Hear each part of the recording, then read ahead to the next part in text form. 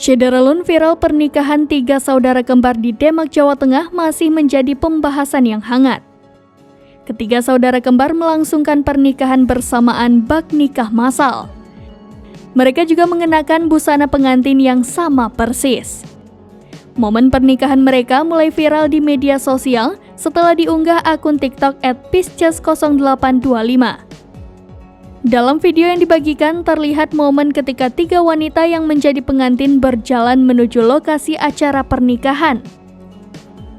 Sontak saja pemandangan itu membuat tamu undangan menjadi bingung. Namun mereka menikmati acara dan turut bahagia. Terlihat ketiga pasangan pengantin kompak mengenakan busana pernikahan adat Jawa bernuansa hitam dan gold.